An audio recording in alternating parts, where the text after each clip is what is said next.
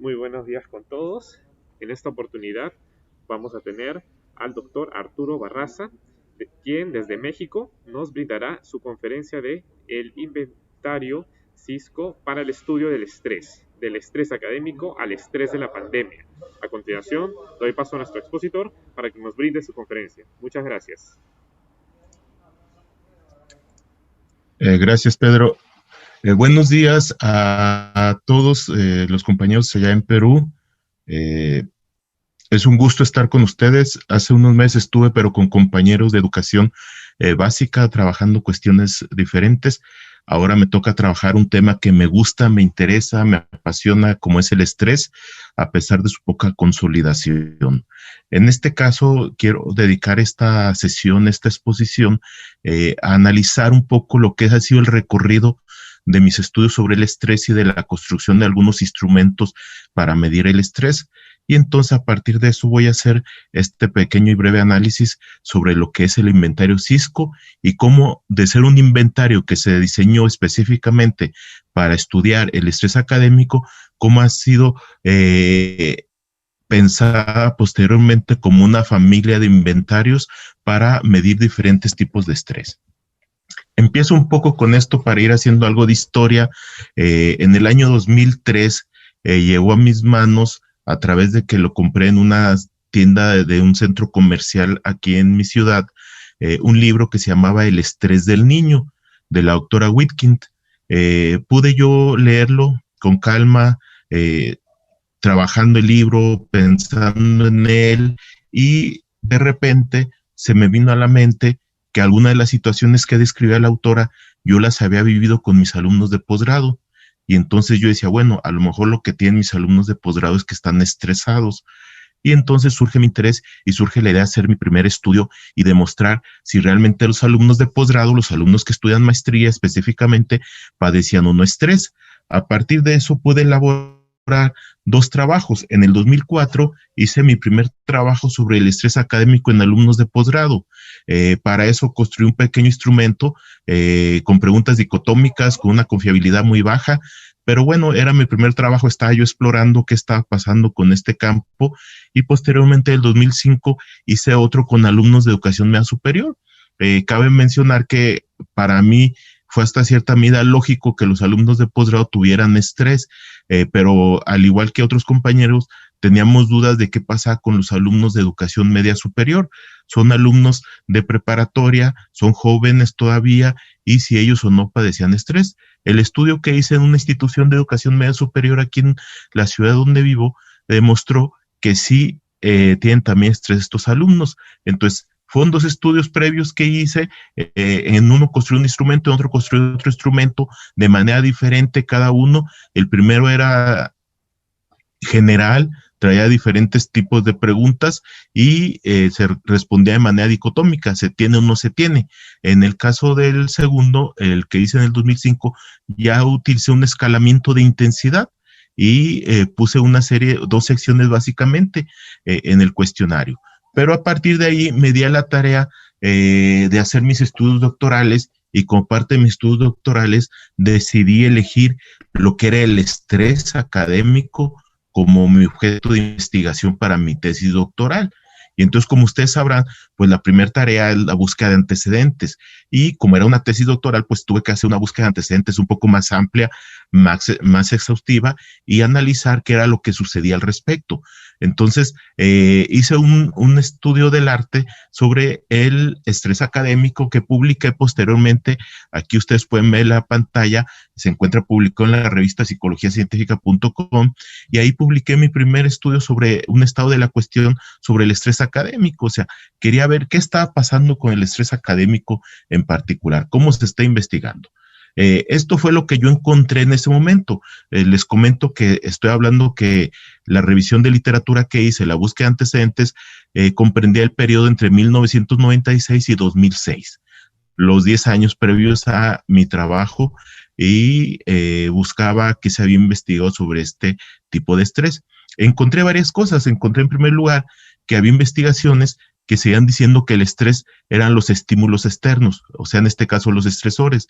También encontré aquellos que decían que los estrés eran las reacciones sí, que se tenía ante un estímulo externo, que en este caso son los síntomas. Y también encontré ya algunas investigaciones que definían el estrés a partir del modelo transaccional de Lazarus y Folkman. Entonces, fue lo que encontré en estas investigaciones, pues no fue lo único que encontré. Pude encontrar que aparte había otras cosas. Por ejemplo, había gente que hablaba de un enfoque multidimensional y metía hasta 10 dimensiones para estudiar el estrés. Y obviamente existía lo que yo había manejado como 2 dimensiones, que era el enfoque unidimensional. Pero lo que realmente fue un punto a destacar en esta revisión de literatura que hice fue que encontré que un 25% de las investigaciones, estoy hablando alrededor de 15, porque la base de datos la hice al final con 60, que fueron las que tomé en cuenta, todas de habla hispana, pero estamos hablando que por lo menos 15 investigaciones publicadas ni siquiera definían al estrés, o sea, ni siquiera lo definían, o cuando intentaban definirlo, lo mezclaban con otros constructos. Para ellos era casi equivalente o sinónimo hablar del estrés o hablar de ansiedad o hablar del estrés y salud mental. O sea, esto era un problema fuerte. En el caso de los instrumentos de investigación que también me permití analizar, encontré algunos problemas. Básicamente la mayoría utilizaban autoinformes, cuestionarios de autoinformes, o sea que eso no era gran problema.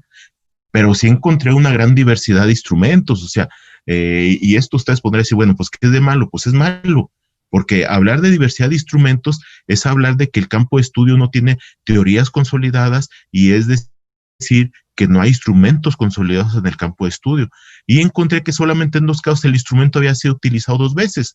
O sea que estamos hablando que de 59 investigaciones que finalmente yo analicé, de investigaciones publicadas en habla hispana, se habían utilizado 57 instrumentos para medir el estrés diferentes.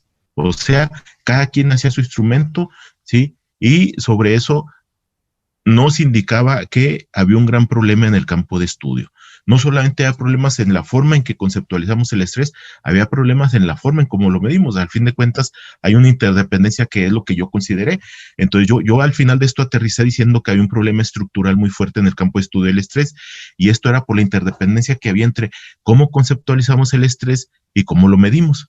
Entonces, en algunos casos coincide, ¿sí? Cuando medimos el estrés a partir de los síntomas y lo conceptualizamos a través de los síntomas, pero en la mayoría de los casos ni siquiera coincide, y aparte en algunos casos aparece uno o desaparece otro, ¿no?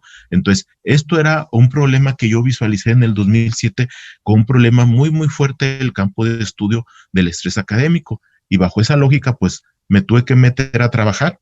¿Qué fue lo que hice para trabajar sobre el estrés académico? Primero, hice una reconstrucción teórica del campo de estudio. No me convencía mucho esta idea que Lazarus, Travers, Cooper y otros habían marcado como que el campo de estudio del estrés tenía 3 orientaciones conceptuales. Sí, ellos decían, el campo de estudio de estrés tiene 3 orientaciones conceptuales. Las orientaciones centradas en los estresores, las centradas en los síntomas y las centradas en el modelo de relación persona-entorno.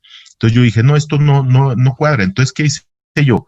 Tomé como base en la categoría de programas de investigación científica de la CATOS y reestructuré el campo de estudio e hice una interpretación diferente del campo de estudio. Y entonces yo identifiqué que teníamos 2 programas de investigación dominantes en el campo de estudio. El programa de investigación científico basado en la relación estímulo-respuesta de claro tinte conductista, ¿sí?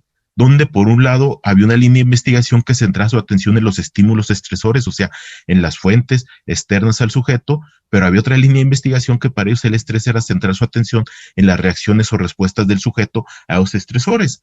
Pero esto era una perspectiva muy, muy clara. Por el otro lado, estaba lo que yo denominé el programa de investigación persona-entorno.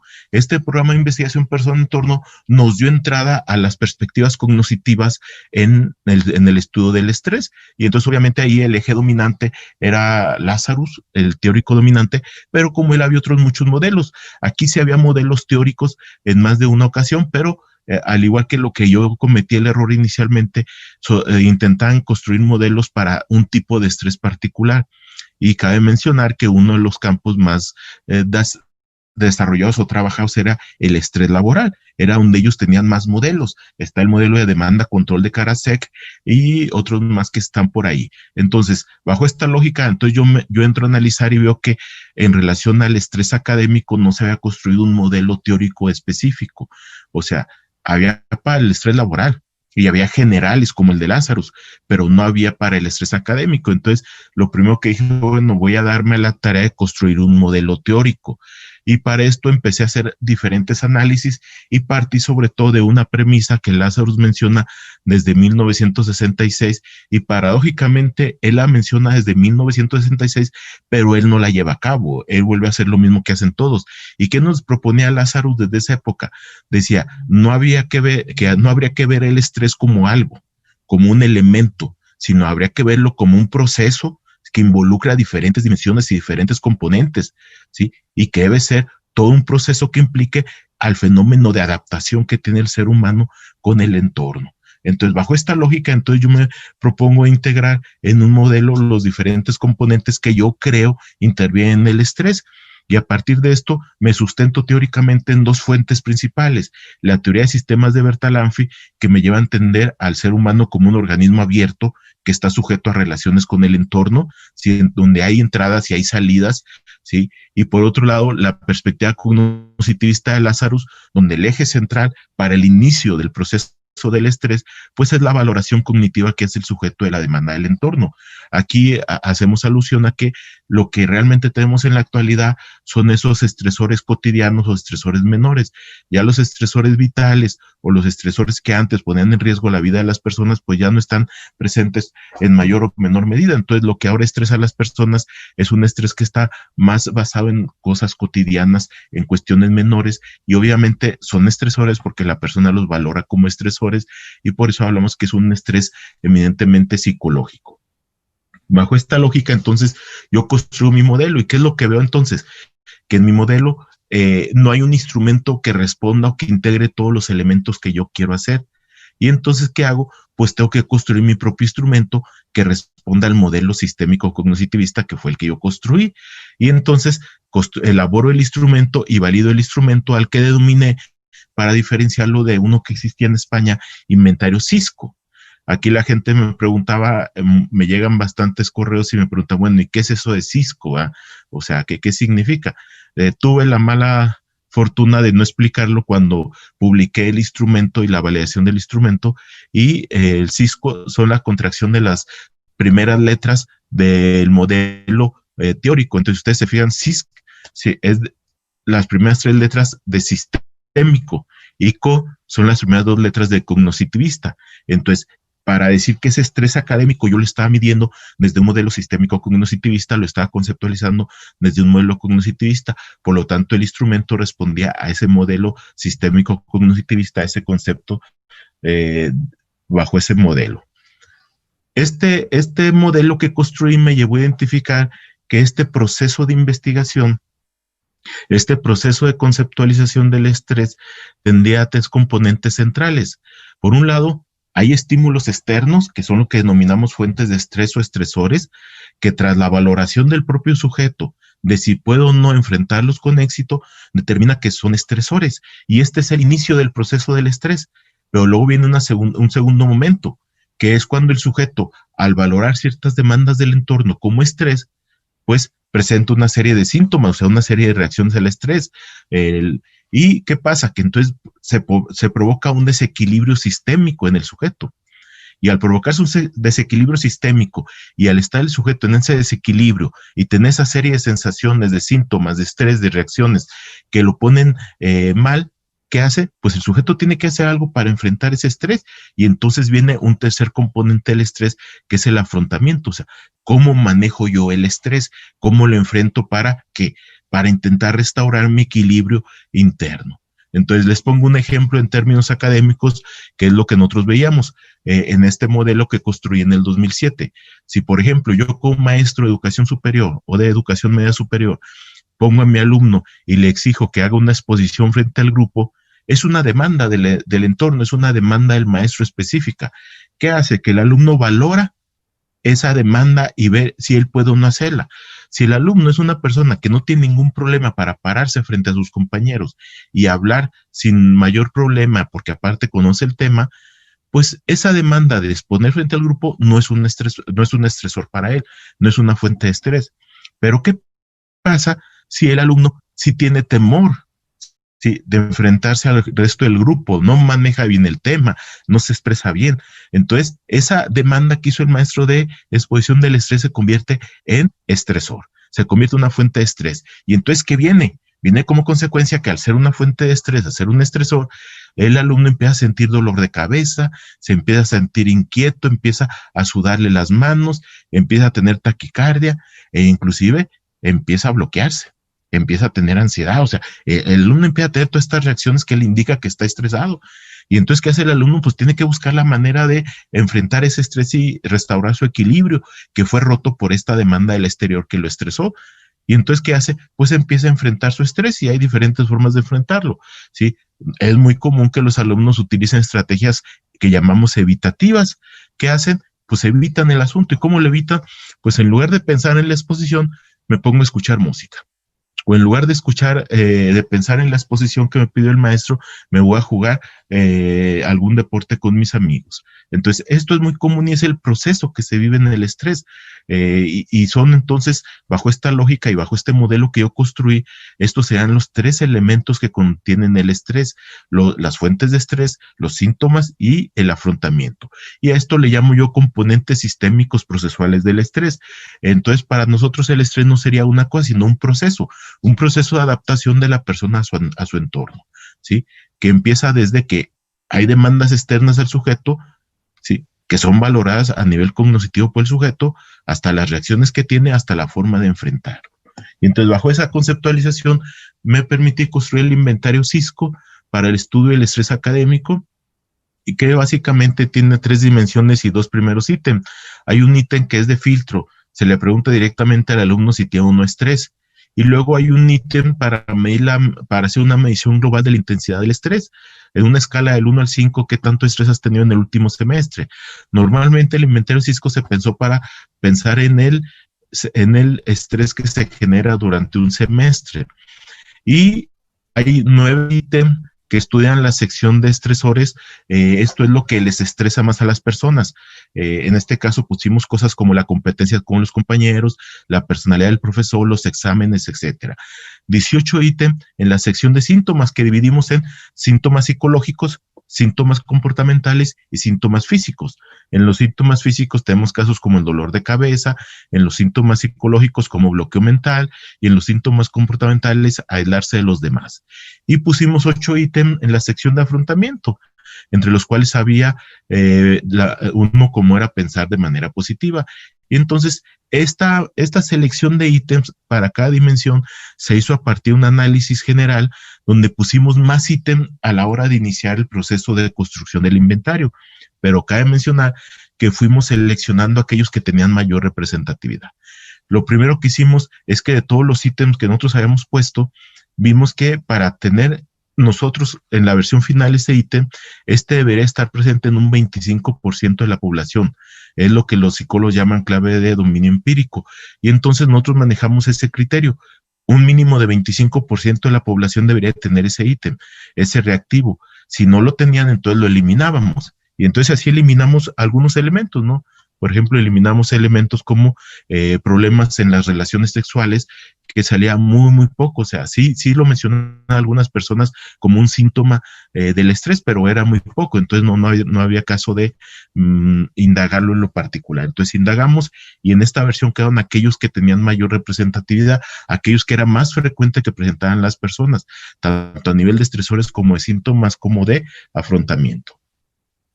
Siguiendo con esta línea del estrés académico, aparte de seguir haciendo algunos estudios sobre esos, en el 2008 dije, bueno, es que si así como estudio el estrés académico, puedo estudiar algunos de los elementos del estrés académico que más problematizan a los alumnos.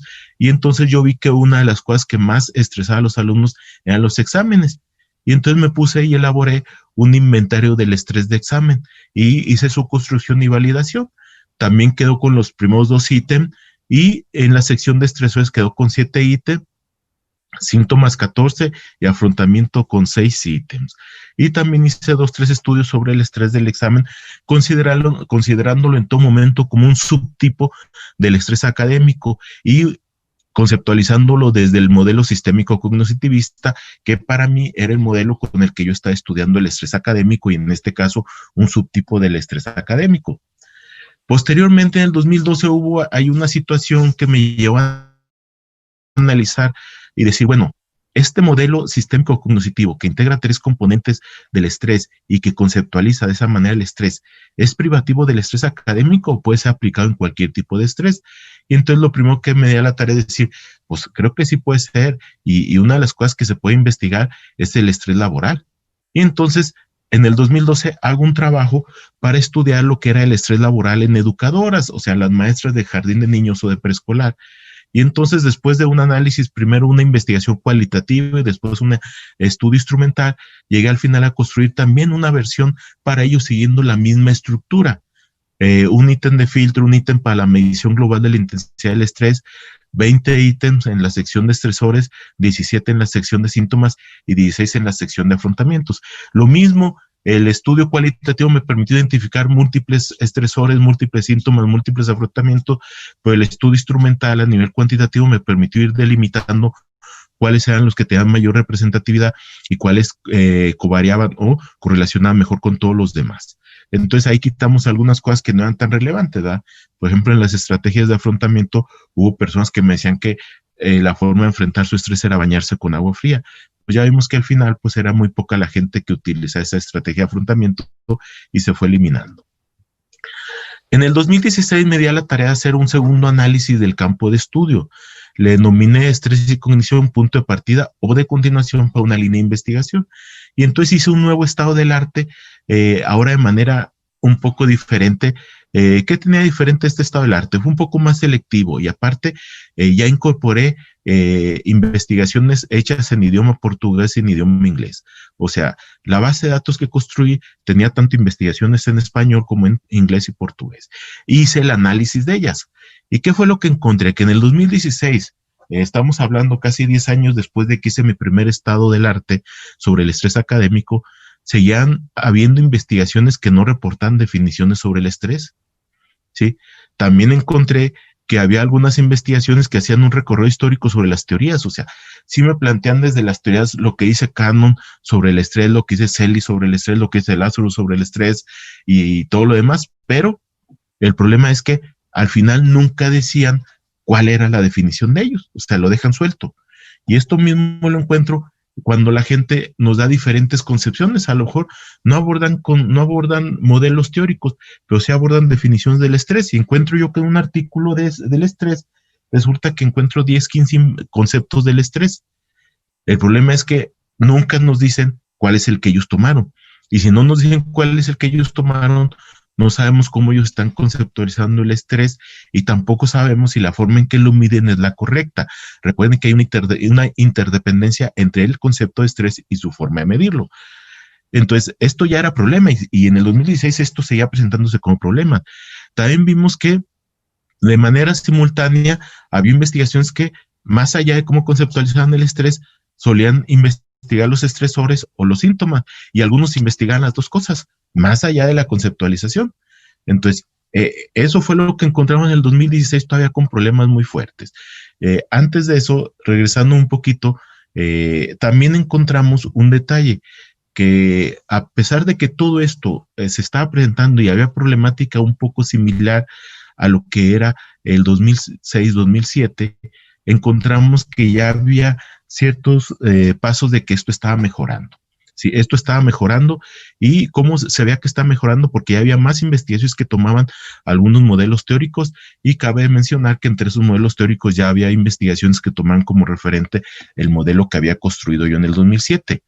En el 2018 me doy a la tarea de construir una segunda versión del modelo. ¿Sí? No del modelo, del instrumento. El modelo hasta ahorita lo sigo manejando. Y esta segunda versión del inventario CISCO lo denominé así, Inventario Sistémico Cognitivista para el Estudio de Estrés Académico, segunda versión de 21 ítems. ¿Sí? Al igual que en las otras ocasiones, lo primero que hice fue hacer una revisión de la literatura, qué era lo que había, qué se había investigado, ahora ya en el 2018. ¿Sí? seguimos hablando que hay un problema y sigue, y yo no sé por qué los directores de revistas siguen aceptando ese tipo de investigaciones, donde siguen presentando investigaciones sobre el estrés y no definen o conceptualizan al estrés. Y vuelvo a insistir, si no hay definición, no hay concepto del estrés, no podemos saber si el instrumento y la forma en que lo están viendo es lo adecuado.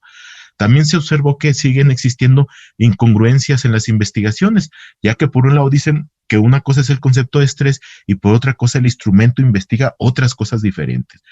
Desde ahí volvemos a insistir, hay una interdependencia entre el concepto y la forma de medirlo. Entonces yo no puedo decir que mi concepto de estrés son las reacciones del sujeto y al final de cuentas le pregunto si le estresa la competencia con los compañeros. O sea, estaría yo contradiciéndome garrafalmente, ¿no? Sigue apareciendo la perspectiva central en la respuesta, o sea, sigue apareciendo esta perspectiva que viene desde el 57 con Selye, sigue manejándose como una reacción. Sobre todo esto es muy común en la literatura de habla portuguesa. En Brasil se utiliza mucho y tienen instrumentos para medir el estrés desde la perspectiva de la reacción. Ahora, lo que sí encontré es que ya se empiezan a consolidar enfoques teóricos.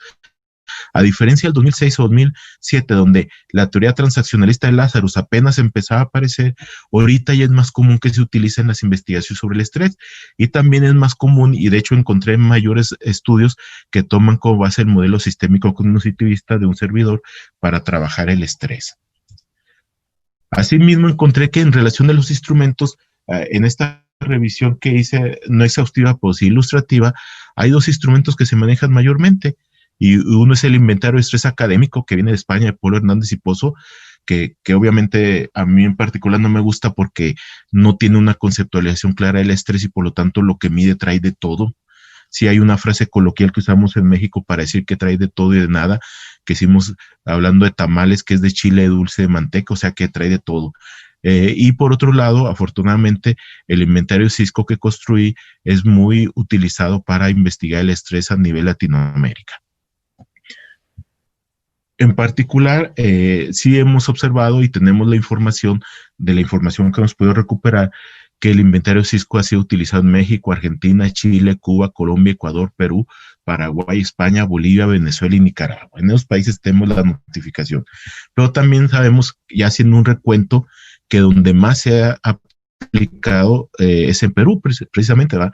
Y obviamente sigue México y posteriormente el país donde más se aplicó es en Colombia. Pero aparte de estas aplicaciones vemos que ya se ha validado en otros países, se ha adaptado y validado en otros países. Tenemos el caso de que se ha hecho en Cuba, en Colombia, en Perú, en Chile y en Ecuador. Ahora, si el inventario Cisco iba avanzando bien y tenía buena recepción y se estaba siendo aplicado en diferentes países latinoamericanos, hasta en España, ¿por qué era necesaria una segunda versión? ¿Por qué me metí a la tarea de hacer una segunda versión? Dos razones principales me motivaron a eso. Primero, que el inventario Cisco trata de indagar tres dimensiones del estrés, el proceso del estrés, que sería estresores, síntomas y afrontamiento. Sin embargo, si ustedes ven la estructura del inventario Cisco, hay una sobrerepresentación de uno de sus componentes, en este caso los síntomas. ¿Sí? De hecho, si ustedes juntan la dimensión de estresores y de estrategias de afrontamiento, son menos ítem de los ítems que son de los síntomas. Entonces, obviamente, a la hora de tratar de hacer una medición global del estrés, sí va a haber sesgada, sí va a haber viciada por esta sobrerepresentación de los síntomas. Y por otro lado, el otro aspecto que me motivó a elaborar una segunda versión fue que la dimensión de estrategias de afrontamiento no solamente era la que tenía menos ítems, sino que siempre nos presentaba problemas de confiabilidad. Cuando sacamos la confiabilidad de todo el instrumento, normalmente tenemos muy buena confiabilidad desde .88, .89, .90, .91, 92 en alfa de Cronbach, pero cuando lo sacamos por cada dimensión, mientras que los estresores están en .80 y tantos, síntomas en .80, .90, había ocasiones que el afrontamiento se nos iba hasta .70 y en algunos casos, algunos investigadores reportaron hasta .60. De hecho, hubo algunos casos de algunos investigadores que pensaban en la posibilidad de eliminar esta dimensión por su bajo nivel de confiabilidad. Entonces, bajo esta lógica, pues me di a la tarea de elaborar un segundo inventario. Empecé con una aplicación de un inventario que amplía al original que tenía hasta 45 ítems y a partir de eso hice una serie de análisis que están reportados en este libro que les puse la portada hace un momento, y al final, después de diferentes tipos de análisis, entre los que obviamente volvió a incluirse la idea de representatividad más que exhaustividad, terminamos al final con un inventario más o menos consistente, consolidado, que se integra por el ítem filtro, el ítem para la medición global, igual, pero también por 7 ítems para la sección de estresores, 7 ítems para la sección de síntomas y 7 ítems para la sección de afrontamiento. O sea, aquí ustedes se fijan, ya eliminé el problema de la sobrerepresentación de una de las dimensiones, son las 3 dimensiones con el mismo número de ítems, y si analizamos por separado la confiabilidad de cada una, encontramos que son buenas confiabilidades en los 3 casos, todas arriba de 0.80, ¿verdad? Entonces, en ese sentido tiene mejores elementos a nivel de propiedades psicométricas esta segunda versión. Ahora, siguiendo con esta lógica, esto hice en el 2018, en 2019 seguí con la idea de que, bueno, si ya había hecho un inventario CISCO para el estudio del estrés laboral en educadoras, se podría aplicar en docentes de educación primaria. Pues la realidad es que sí lo aplicamos y lo trabajamos en educación primaria y vimos que entonces el modelo sistémico cognitivo e inventario CISCOS, o sea, construido bajo esta lógica del modelo sistémico cognitivista, con estos 3 componentes, nos ayudaba a construir este tipo de instrumentos o a validar o adaptar. En este caso lo adaptamos nada más a educación primaria. Pero de ahí, ahora en el 2020, junto con una compañera de la Universidad Complutense de Madrid, Cristina Ruiz Camacho, hicimos la validación de este inventario CISCO SB21, la segunda versión en España. Cabe mencionar que obtuvimos muy buenas propiedades psicométricas, también hicimos validez convergente y validez discriminante, y también obtuvimos muy buenos resultados en ese sentido. Entonces, cabe mencionar que España es un país un poco renuente a trabajar con Latinoamérica. España es un país que normalmente o sus insumos son de los propios españoles o son de habla inglesa. Entonces ellos como que sí tienen ciertas reservas para trabajar o utilizar la información que generamos en Latinoamérica. Entonces me ha costado varios años en que empiece a trabajarse el inventario CISCO en España, y este es un gran logro, que ya España reconozca el trabajo que estoy realizando y se haga una validación en su país de este inventario, ¿no?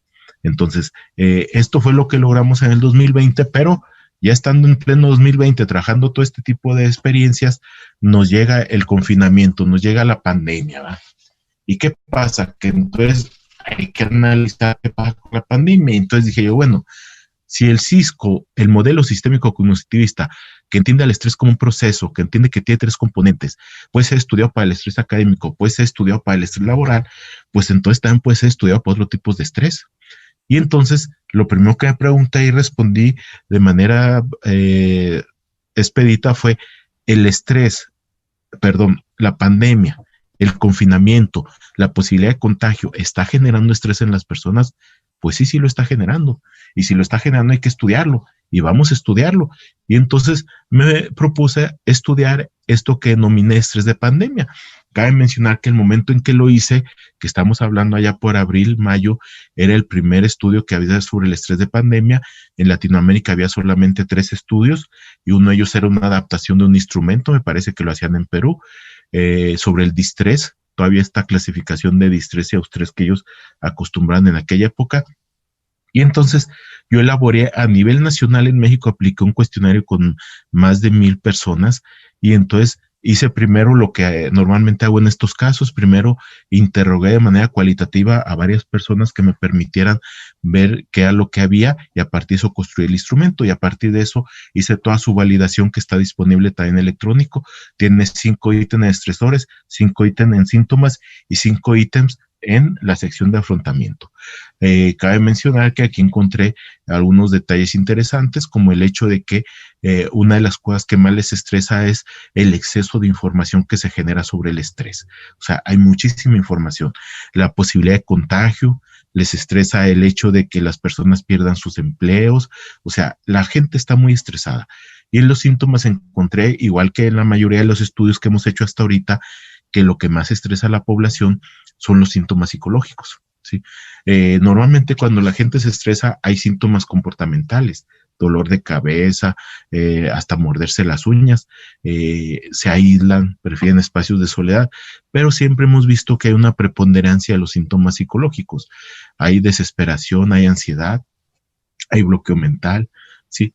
Y encontramos también que hay estrategias de afrontamiento, y estas estrategias de afrontamiento normalmente tienen que ver con lo que sería la forma de enfrentar los posibles riesgos. Y, por ejemplo, si uno de los posibles riesgos es contagiarme, pues entonces mis estrategias de afrontamiento es lavarme continuamente las manos o mantener la sana distancia con los demás. Entonces, esto lo puedo indagar y encontré otros detalles interesantes, como el hecho de que son las mujeres las que utilizan con mayor frecuencia las estrategias de afrontamiento. O sea, hay una tendencia de las mujeres a tratar de protegerse más y proteger a su familia en relación con el virus de la pandemia y el contagio de la pandemia. Sí queda claro que el confinamiento nos está afectando y el nivel de estrés era moderadamente alto, podríamos decirlo, que se presenta, ¿no? Entonces, y en base a esto, entonces, ya definitivamente aquí hay una inflexión del inventario Cisco, o sea, entonces ya no es un inventario, sino es una familia de inventarios que permiten estudiar los diferentes tipos de estrés y tiene como característica que al denominarse Cisco es porque están basados en el enfoque sistémico cognitivista. ¿Y eso qué quiere decir? Que en este sentido están tomando como base los tres componentes sistémicos procesuales del estrés y se tiene que indagar necesariamente los tres, si no, no sería el modelo sistémico cognitivista. Mientras no modifiquemos el modelo teórico, esto va a seguir presente. Pero bueno, más allá de esto, ahora en el mismo 2020 hice otro estudio. Cuando yo estuve trabajando sobre las fuentes de estrés, observé que había una que era recurrente y que apareció con mucha frecuencia. Me estoy refiriendo al exceso de información. Y entonces me pregunté si había un estrés de la información o un estrés informativo. También busqué y era muy poca la información.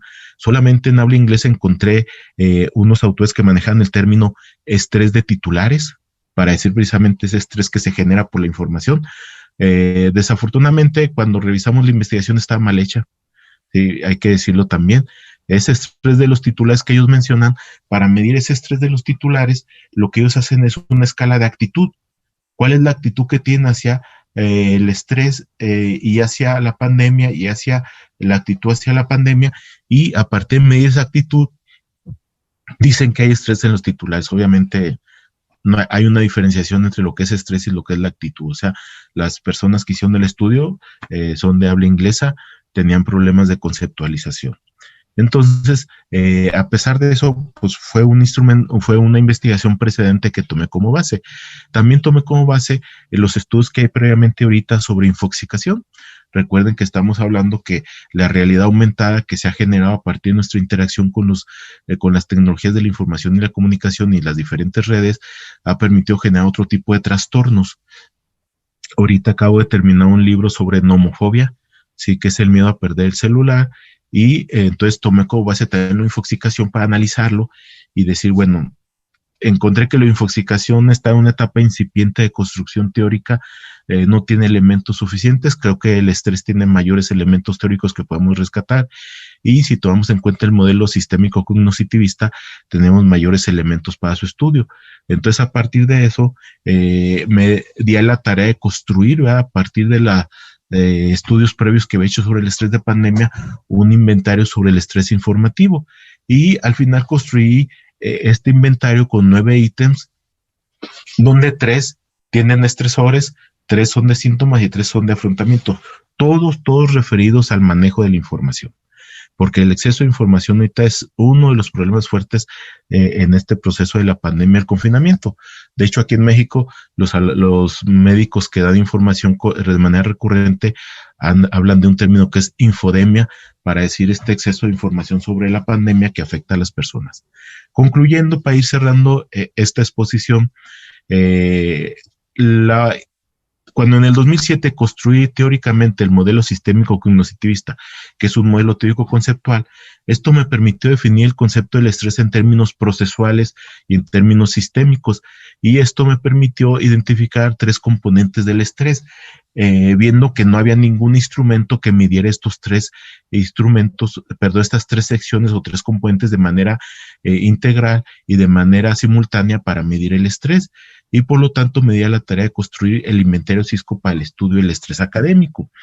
A partir de eso, pude avanzar en estos años y observar que ese inventario Cisco para el estudio del estrés académico, que ha tenido buena aceptación afortunadamente, no solamente era propio del estrés académico, sino que se podían construir más instrumentos que podríamos denominar Cisco para diferenciarlos de otros, pero con la idea de que se siguiera respetando el modelo sistémico cognitivista y el concepto de estrés que está ahí presente. Ese concepto que nos da el modelo sistémico cognitivista del estrés como un modelo, como un proceso psicológico adaptativo, sí, que se da en tres momentos, que son estresores, síntomas y afrontamiento, pues así como se estudia el estrés académico bajo esa perspectiva teórica, se puede estudiar cualquier tipo de estrés, y en ese sentido lo que trabajé ahorita de estrés de pandemia, de estrés informativo, no fue más que eso. O sea, ese ejercicio de trasladar este modelo teórico a otro tipo de estrés. Y creo que la experiencia fue buena, las propiedades psicométricas son muy buenas de los instrumentos, creo que hemos tenido buena recepción. Y entonces no hay que olvidar que entonces este modelo sistémico cognitivista y esta forma de conceptualizar el estrés, sí, como un fenómeno psicológico adaptativo que se presenta en tres momentos de manera secuencial, puede ser para cualquier tipo de estrés, no solamente para el estrés académico, y por lo tanto el inventario Cisco, que originalmente es el inventario Cisco para el estudio del estrés académico, puede constituirse de una familia de inventarios, y entonces puede ser el inventario Cisco para el estrés de pandemia, el inventario Cisco para el estrés de examen, el inventario Cisco para el estrés laboral, docente, etcétera. Y tenemos todavía un reto que perseguir y que nos da vuelta a la cabeza y que tenemos ahí pendiente para trabajar. ¿Cuál es este reto? Este reto son las estrategias de afrontamiento, ¿sí? Tenemos tres dimensiones, las estrategias de afrontamiento están presentes, forman parte del concepto de estrés que tenemos, se integran sin mayor problema, pero aquí surge un problema y me llegan algunos correos que me hacen esta pregunta, dicen, bueno, si se supone que las estrategias de afrontamiento son para manejar el estrés, para disminuir el estrés, para amortiguar el estrés, ¿cómo es que sean parte del estrés? Y siempre mi respuesta fue que así es, son parte del estrés, porque a mayor estresores, mayor uso de estrategias de afrontamiento.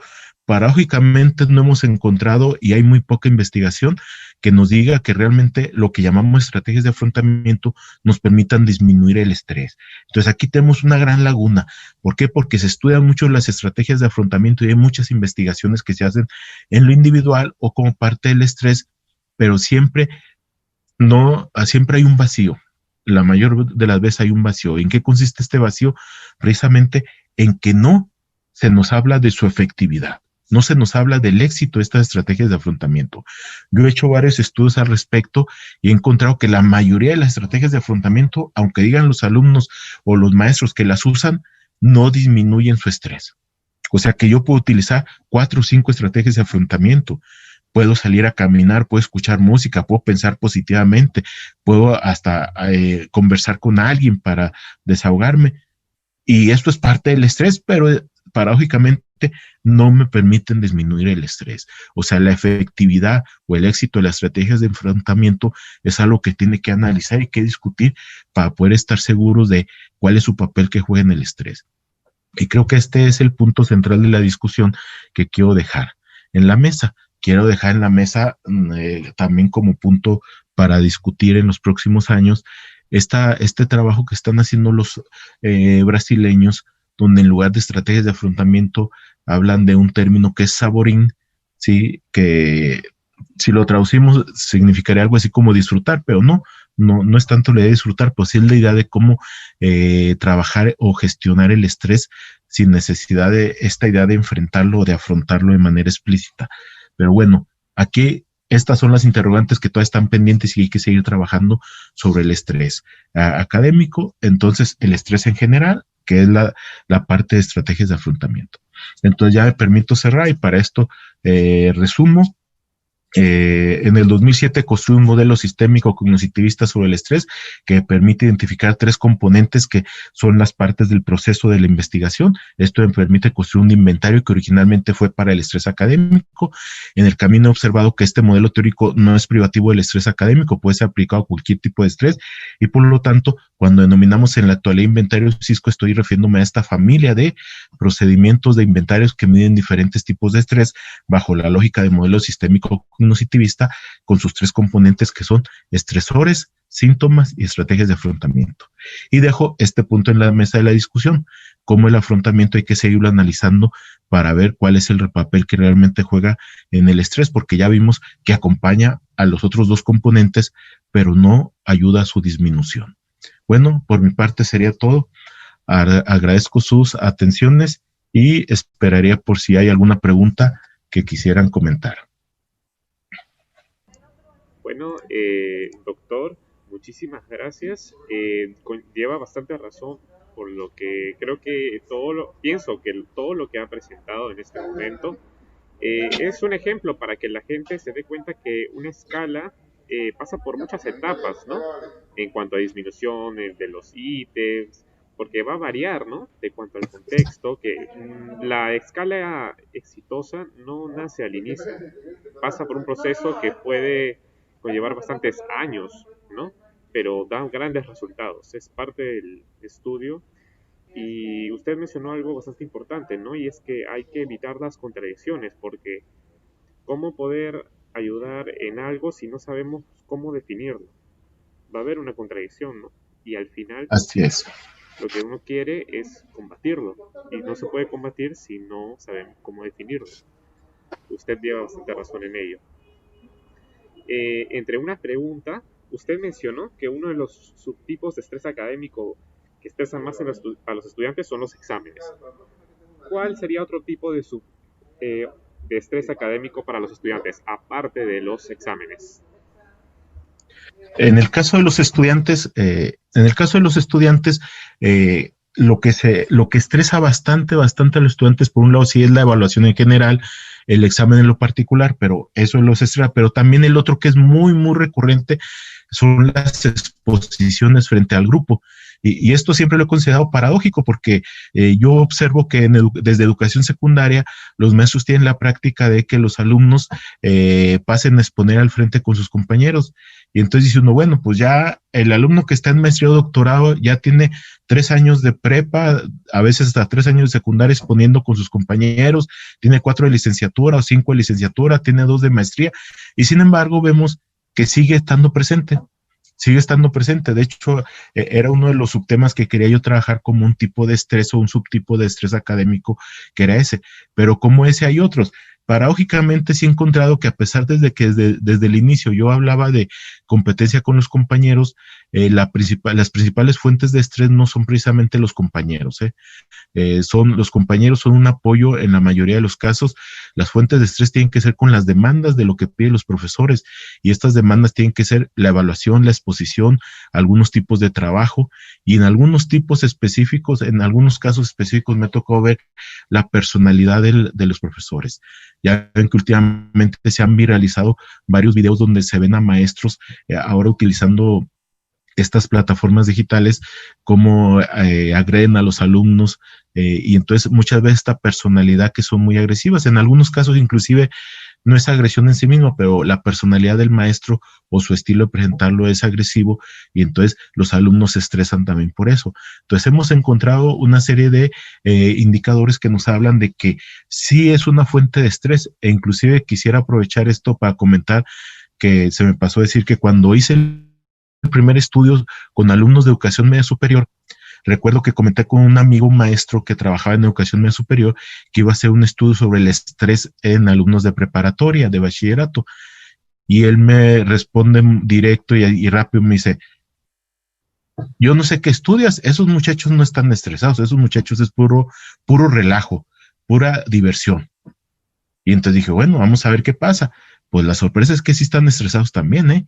A pesar de que son jóvenes y los ve uno jugando y gritando y haciendo cosas, sí se estresan, también se estresan por motivos académicos, que en este caso es lo que a mí me interesaba en esa época estudiar las cuestiones académicas, y encontramos eso, que sí los estresaba, en este caso los maestros, la escuela, a algunos les estresa hasta el horario de trabajo, etcétera. Entonces, son de las cosas. Lo que sí es cierto es que tanto lo que es la evaluación en general, incluido el examen, la falta de tiempo, tenemos ahí un gran problema con la procrastinación.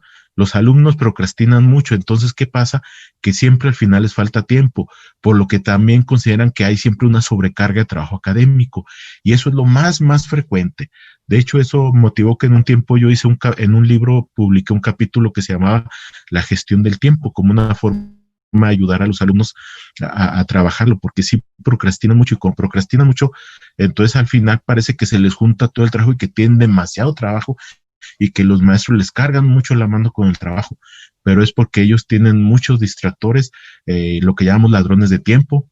El celular es un ladrón de tiempo fuertísimo que nos afecta. Entonces, esas son las principales fuentes o estresores que hemos encontrado, y que son los más recurrentes y de manera permanente aparecen en la mayoría de los estudios que hemos hecho, que insisto, he hecho estudios de media superior, licenciatura. En licenciatura lo hemos hecho lo mismo en educación, que en gastronomía, que en odontología, que en diferentes profesiones, en enfermería, y estos son los que se presentan con mayor frecuencia, también los alumnos de posgrado. Listo, doctor. Y No sé si hay alguna otra pregunta. claro que sí. Está una persona que menciona un método para poder afrontar el estrés es realizar actividades que nos gusten. Dijo, se tendría que hacer así, y si es así, ¿cuáles de repente usted podría recomendar a los alumnos?